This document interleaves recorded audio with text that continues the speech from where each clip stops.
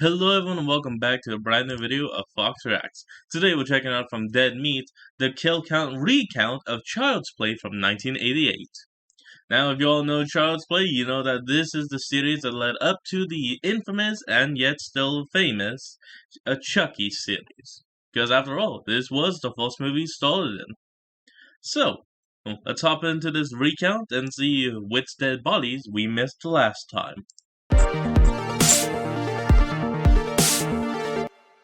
Welcome to the Kill Count, where we tally up the victims in all our favorite horror movies. I'm James A. Janice, and today we're starting our second look at the Chucky franchise, beginning with the original Child's Play. I first covered this series 5 years ago, back when the Kill Count was a much simpler show. As I did with the Friday the 13th series, I'm going to give Chucky a quote-unquote recount, which again has nothing to do with the number of kills being counted, because that's not really what this show is about anymore. Instead, I'm doing this to take a more in-depth look at one of the most enduring franchises in all of horror. Chucky the Killer Doll is nothing short of horror royalty. Personally, I think when it comes to mainstream audiences, aka not us horror freaks, Chucky might be better known than Jason, Freddy, and Michael. It's debatable for sure, but almost everyone can identify Chucky by both name and appearance, especially if you were around when Bride came out in the late 90s. He was freaking everywhere. I'm doing love scenes with Jennifer Tilly, and you're calling me a dummy? What's even more impressive is how many people are scared of the little fucker. I've said it before, and I'll say it again. Anecdotally, there's not a single horror villain who I hear more people say scares them. The Chucky franchise is also pretty unique among the major horror properties when it comes to continuity. While the other slasher bigwigs tend to have sequels that ignore previous installments, the Child's Play series has maintained a consistent storyline throughout all 7 of its films, and into its TV series, which premiered on Sci-Fi and USA in 2021. I'll be covering season 1 on the Kill Count at the end of these recounts, just in time for the season 2 premiere on Wednesday, October 5th. The other awesome thing about the Chucky movies is that even though the story remains unbroken across its 34 years of existence, the movies vary greatly in tone and style, giving viewers a nice sampling of the horror genre. All the sequels to some degree are horror comedies, thanks to Chucky's predilection for wisecracks and one-liners. How's it hanging, Phil?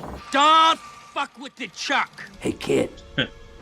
I'm gonna go kill your sister. You wanna come? But the grounded stories of parts 2 and 3 are way different from the meta-comedies of Bride and Seed, which are different still from the gothic Curse of Chucky and the blinding white clinical Cult of Chucky. Helming the character and franchise throughout all these changes has been Don Mancini, who came up with the idea and co-wrote the script for the original film. Mancini would co-write or write every single Chucky film and direct the last 3 himself before going on to create and run the TV show. He's built a loyal group of cast and crew members who have followed him through all the ups and downs of the series. It's become a family franchise. Literally, there are generations of families working together to bring us more Chucky. I think that's great. Just like I think it's great that the series is so gay. As a gay man, Don Mancini was willing to make these movies inclusive even when the US was much more homophobic. In fact, Chucky is probably the most queer-friendly franchise in all of horror. I have a queer kid. You have a kid. Gender fluid. Every legend starts somewhere, and Chucky's begins with the original Child's Play. Created and released in 1988, this movie is a bit of an outlier when compared to everything that would follow. It's much more serious than its sequels, just as much a psychological thriller as it is a slasher. Chucky lies low for half the damn movie, and I think only spits out a single pun, maybe 2. Mancini's original script was rewritten many times over, with John LaFia and director Tom Holland, no, not that one, receiving co-writer credits. There is so much to say about the production of this film, a lot of which would have implications for the rest of the series. But I've given this episode enough of an intro. Let's once again get to the kills. Let's see how bad these good guys are. The movie begins with a Chi-Town chase. Detective Mike Norris tries to catch up to the Lakeshore Strangler Charles Lee Ray, but this is a mustard-only town, so the hot dog detective takes a shot that hits Ray right in the buttocks. Though he's good at sit-up gunfire, Ray's confidant, Eddie Caputo, decides to play it safe and drive away, leaving Ray behind. Help me!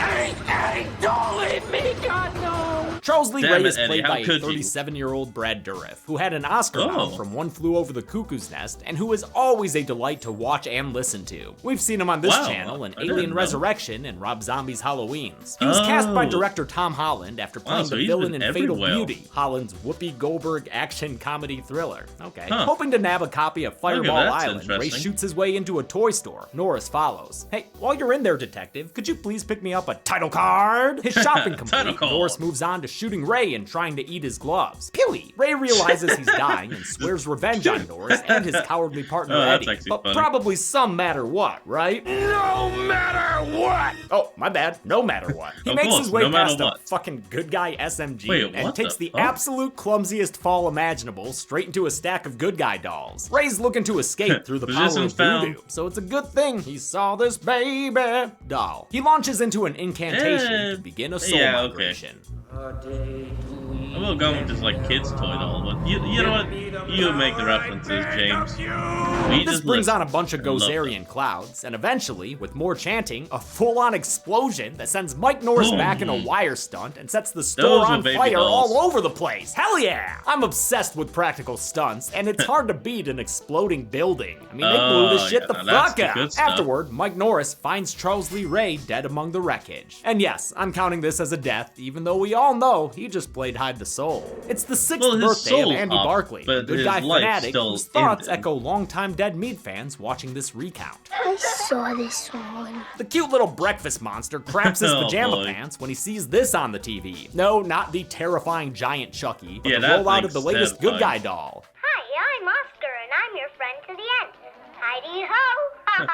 Oh, Andy. You know, are those names like randomly picked? I know it's the director who should get credit/blame for child acting, but god damn it, you can't help but be amazed by Alex Vincent. The whole movie rests on this 6-year-old actor, and he nails his part so intuitively. Andy's single mom, Karen Barkley, truly loves her kid, but she can't afford to give him all the horrifying dolls he wants. You want some toys, don't you? Yeah, or maybe he just wanted you to pack those clothes in a size-appropriate box, Karen. Like, Andy's enthrallment with a toy because of box marketing comes from Don Mancini's original script, which he wrote as a student at UCLA. Initially called Batteries Not Included, changed to Blood Buddies due to a Steven Spielberg film, it was a satirical look at advertising, which Mancini's father worked in. Mancini noted the insane popularity of the Cabbage Patch Kids in 1983 and My Bunny dolls in 85. These toys, along with Trilogy of Terror, Magic, and The Twilight Zone, inspired him to write about a killer doll. Producer David Kirshner bought the script and added the so-called Frankenstein moment when the doll is brought to life. He also came up with the name Charles Lee Ray, based on 3 real men who scared him: Charles Manson, Lee Harvey Oswald, and Ray Romano. James Earl Ray. It's Mancini and Kirshner who have stuck with the series over more than 30 years, which is why they sometimes joke that they're the horror genre's Broccolis, the family who have run the James Bond franchise for decades. Of course, this first movie rules on its own, and a huge part of that is director Tom Holland, who had done Fright Night a few years prior. Holland extensively rewrote Mancini's script, as did John LaFia, who was brought on by Studio United Artists. Holland and LaFia removed the toy marketing through line and made Karen a struggling single mother, which I think was a great choice. She works at the now closed Carson Fury Scott department store downtown. It's the perfect place to get good guy dolls for cheap from Dirty Man. How do we know the damn thing isn't stolen, huh? Steal this!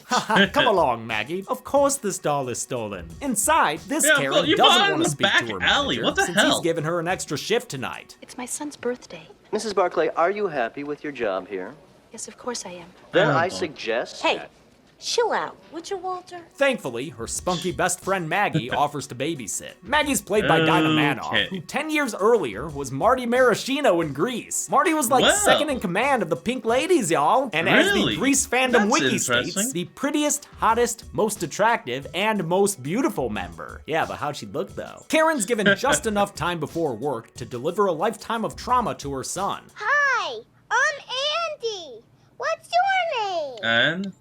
Hi, I'm Chucky, and I'm your friend to the end. Hold on, before we cut off to the ad, just gotta ask real quick though. Was Chucky like fully aware and awake during the whole transaction? Or did he like only decide to wake up? You know what, the real question just is when did Charles Lee Ray wake up as Chucky? Like, was it this scene? Or was it like way back in the alley with the homeless guy? Like, did they have to watch bad than a homeless sex before? Oh, being bought and being like, oh, thank God, get me the hell away from here. Oh, that's a question for Mancini himself. Alright. Ad.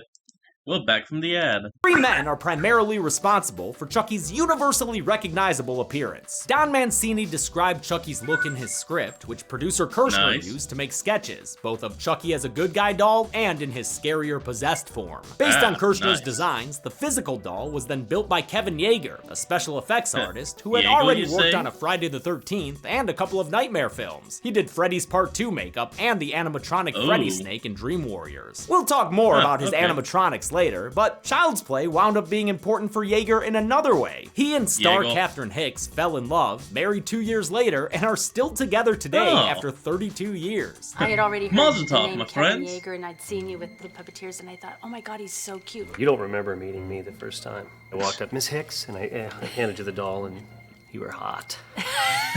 Andy takes to Chucky immediately, teaching him all sorts of important life skills. That's how you build things.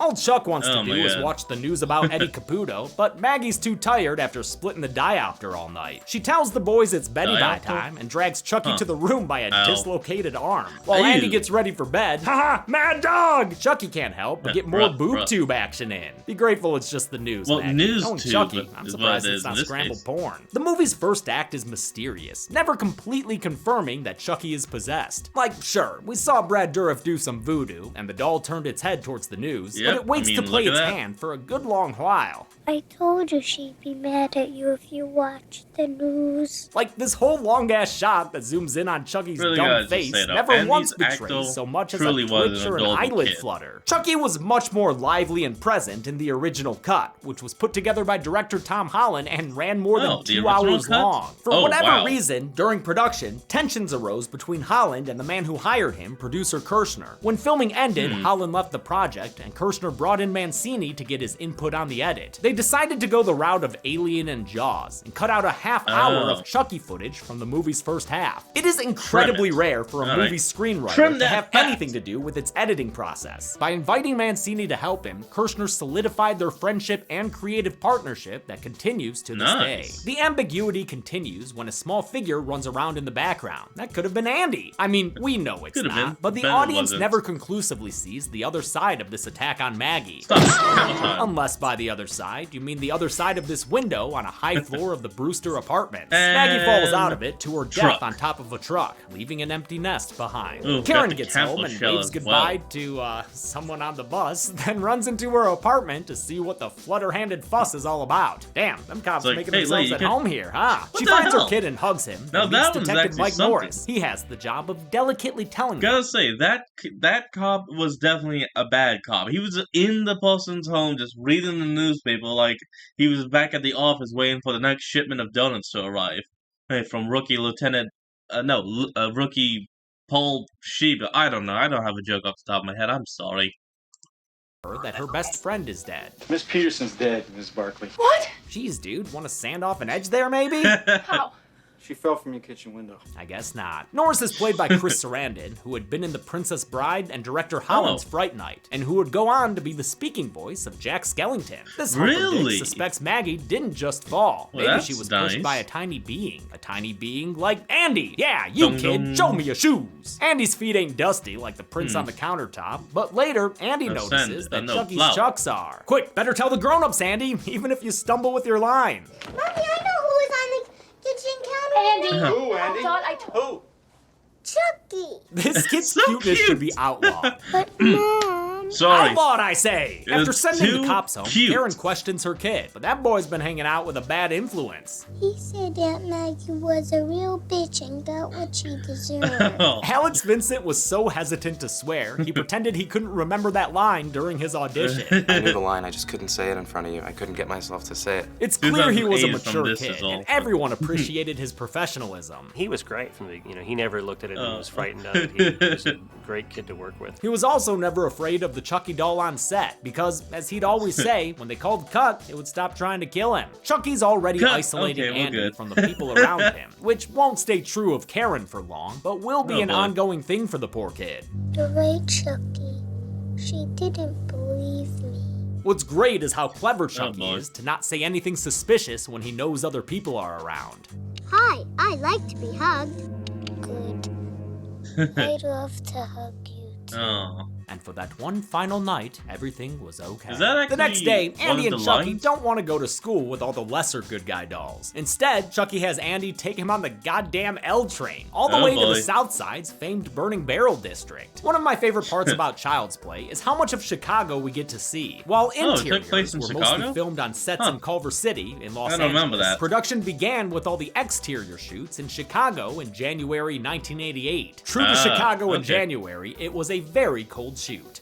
My vocal cords froze in my throat. Like I always say, it's great when a movie shows a snapshot of a city in time. Child's Play shows us several different parts of late 80s Chicago, and I love it. Chucky's guided tour of the city takes Andy to Eddie Caputo's hideout / rat sanctuary. Come one, come all, rats! Your safe haven is here! While Andy's tinkling in a trash pile, Chucky holds his thumbstick down to first-person sprint across the street. Inside the house, Chucky turns on the stove and blows out the pilot light. Eddie, hearing that he's not alone, takes out his gun and slinks around the house. A laugh lures him into the kitchen, where he fires and blows himself up along with the whole damn house. Oh my god, they did it again! They blew up a whole fucking building! Yes! That ain't no bootleg death blow. Karen's called into the police station, where Andy is enduring a little good guy, bad cop. He insists to the adults that Chucky's behind all of this, but the doll won't loosen his plastic lips. Come on, Chucky, say something. Tell me why you lied to me about Why did he get loaned that behavior of grabbing and hard? Norris and Karen are heartbroken about watch? Andy's state, and Andy's so frustrated that his best friend is betraying him. Mommy,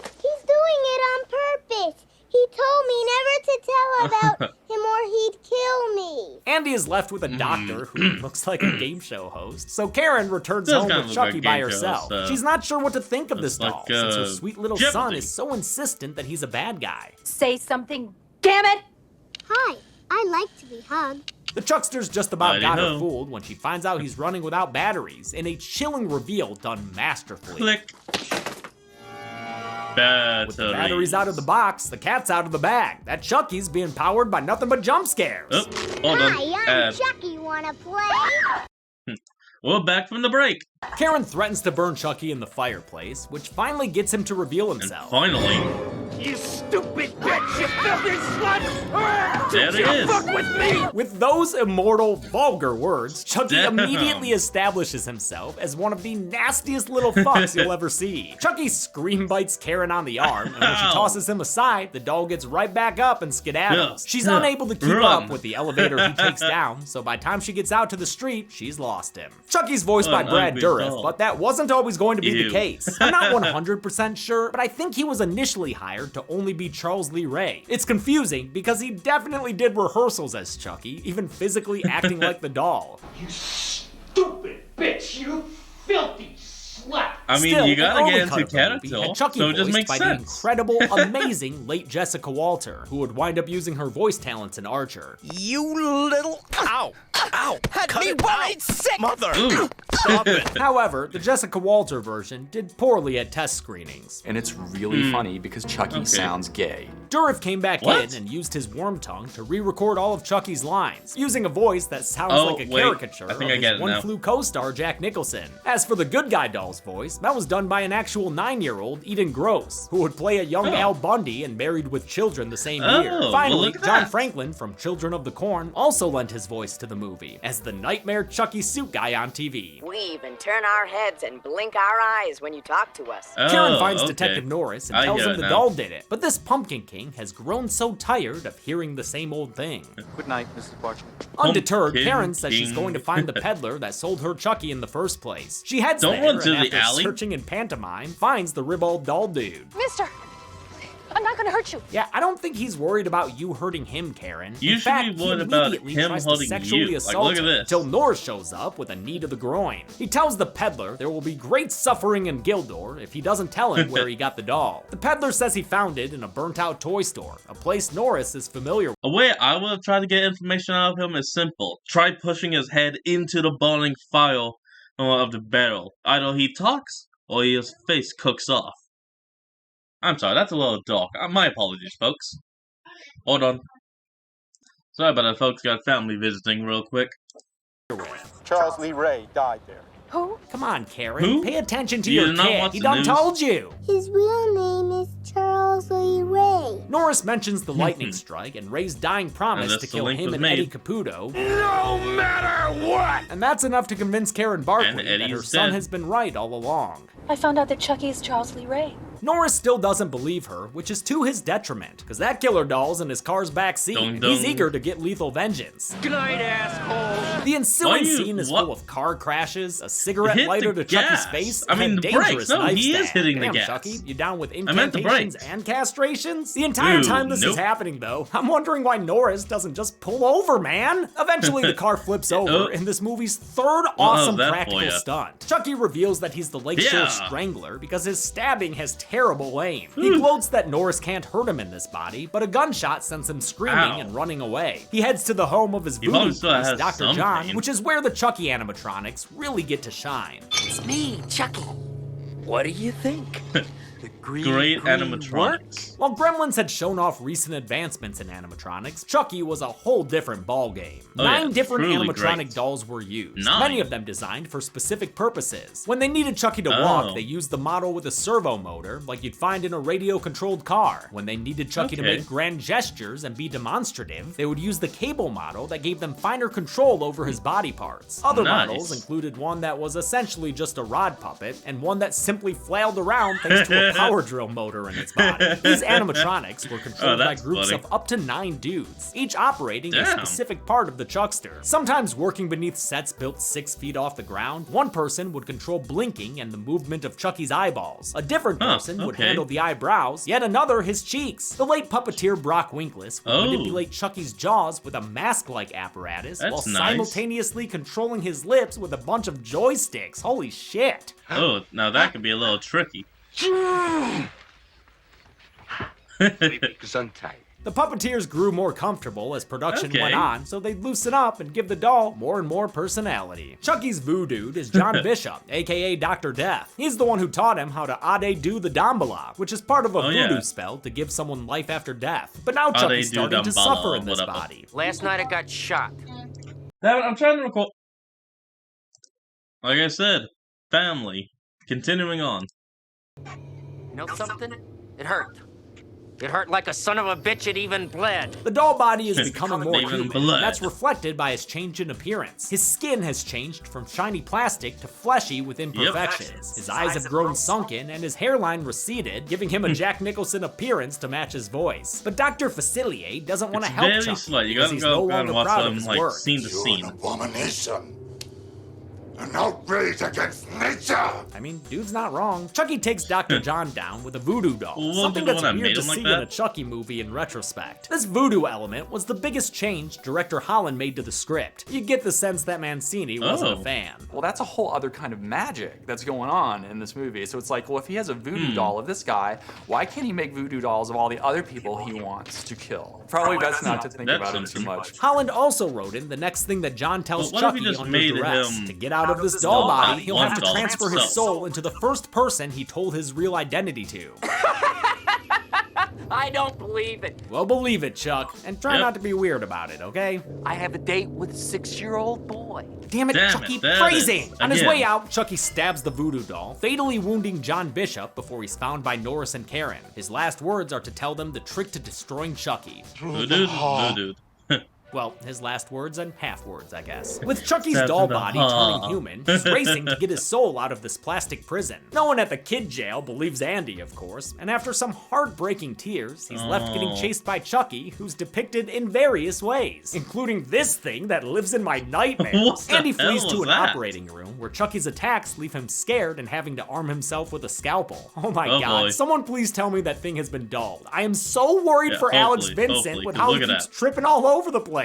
A doctor named Ardmore appears and tries to treat Andy's troubles with sedation. No fair, no fair. Chucky treats the doc like a regular Judd Crandall, then affixes to his head an electroshock thingy. As Andy screams for him to stop, Chucky turns on the juice and gets Ardmore's head smoking. It's sad how scared Andy gets of this kill as he runs or trips away. I could have used some better burnt makeup though. Karen and Norris get to the hospital too late, but Karen knows Andy will return home on his own. He does, and barricades the front door before ducking into the closet so he can play at Laurie Strode. Chucky makes his way up to the apartment, suffering an insult along the way. Ugly doll. And fuck you. With the front door barred, the guy in the Chucky suit will have to get in the festive way. He's right here, and he ain't no Santa Claus. Chuck stalks around with his voodoo knife and remembers that it's Andy's birthday. As a gift, Chucky bequeaths unto Andy his first ever punny one-liner. First of so fucking many. With a body at his disposal, Chucky gets to the chanting. After the third one, they get crappy. His words bring all the clouds to the town, and they're like, we're bringing rain down. Damn right, this is a lightning round. He could teach you, but he murdered the guy who taught him. It's a good thing the original incantation recitation takes so long, because Karen and Norris are able to get inside and stop Chucky before he can finish the job. Norris hunts for Chucky in Karen's hideous bedroom. Come on, lady, why you decorating like this a Holiday Inn Express? Jeez. Chucky takes out the detective with a bat before Karen shoots him away. He doesn't like that. I love that fucking. It's just a toy. If you held it by the back of the neck like you would do with a bad dog or something, he literally couldn't do anything to you. But no, alright, fine. Yeah. She's able to get Chucky into the fireplace like she threatened to do earlier, and with him shaking like a Furby to get out, it's up to Andy to ultimately light the fire for his best friend. We're friends to the end, remember? This is the end, friend. Awesome fire stunt here, as a flame engulfed Chucky gets out of the fireplace and crawls all around the furniture before finally burning down to a doll-shaped pile of ashes. And that really should be that. Of course it's not. Chucky comes back as a scary-looking burnt boy, even though there's clearly more to him now than there appeared to be a minute ago. Still, can't argue that it doesn't look awesome. And also very weird as he slowly walks towards Andy. Earlier shots of Chucky running were done with a simple camera dolly, but for the stalking burnt boy shot, they relied on their trusty suit performer. Though he was mostly played by animatronics, Chucky was sometimes a person in a suit. When he runs through the hallway in the background, for instance, he was played by David Kirshner's 2-year-old neighbor, Hunter Marks. But Ed Gale is the true MVP of Chucky's suit performers, and deserves more recognition than he gets. The Michigan-born actor was born with dwarfism, and prior to Child's Play, had been Howard the Duck. He'd later be another killer doll in Dolly Dearest. Gale tried to replicate the movements of Yeager's animatronics. He was also a total boss and did the extended, unforgettable fire stunt. Okay. Alright, that's enough. Cut. Put him out. This was done on a set that was built 30% larger than their usual one, since Gale was about 30% larger than a Chucky doll. Ed Gale's work was critical when they couldn't use an animatronic, and boy, did he look terrifying in that Chucky mask. Another little chase scene happens, this one with a Shining reference, and eventually Karen starts blasting the doll away. First the head, then a hand, then a leg, like she went to the Joe Biden Police Academy. A couple of shots up close empties the gun and hopefully sends the doll to seventh heaven. And that's when Norris's partner, Officer Mustache, shows up. Dude doesn't believe Norris when he says it was the doll. Come on, this thing? It's just burnt plastic. Absolutely nothing to worry about. Even with Chucky's head cheerleading his body, Karen's able to stop this last attack and toss the torso to the ground. Norris takes aim and fires, finally killing Chucky by shooting him through the heart. It is a nasty sight to see, with a delightful dying doll noise to hear. Hi, I'm Chucky. Wanna play? That's like the inverse of those battery. Though he'll be back later, Chucky's toys. dead for now. Everyone leaves and the movie ends with a totally unnecessary freeze frame. How many good guys and gals got good and gutted? Let's find out. After I open this present from Zoran. Ha, he shouldn't have. Just throw. I told you once before, and I'll fucking do it again. 6 people died in Child's Play. Nice. 5 dudes, including Chucky as a doll, and 1 Aunt Maggie. And here, we'll have a running tally for this series. Yeah, Chucky specifically killed 4 people. 1 with a knife, 1 with a hammer, 1 with fire, and 1 with electricity. Let's see how creative the little bastard gets. Finally, a runtime of 87 minutes left us with a kill on average every 14.5 minutes. Not I'll give the bad golden chainsaw for coolest kill to Chucky in his doll form. Whether you include everything he went through in this movie's final sequence, or just the gunshot to the heart, it is gross the way this doll melts and bleeds all over the place. Doll machete for lamest kill will go to Charles Lee Ray the human. Voodoo escape or not, the Lakeshore Strangler was brought down by some bullets. And you know what? Chuck's a funny guy, so let's do a new award just for this series. The champion Chuckle for funniest part. The inaugural winner probably should be Batter Up, but I'm gonna go with my personal favorite. And that's it. Child's Play came out in 1988 and kicked off one of my all-time favorite horror franchises. But that's it. So glad to be looking at it again. Until next time, I'm James A. Janice. This has been the Kill Count. On the next Kill Count. Well, I have to say, hey, this was a good one, and a nice recount. Well, anyway, folks, that is going to end off today's video. I want you all to remember to like, comment, and subscribe for more. Down in the description will be a link to the original videos. Remember to support the original channel and all they do, and I'll see all of you folks next time. Peace out.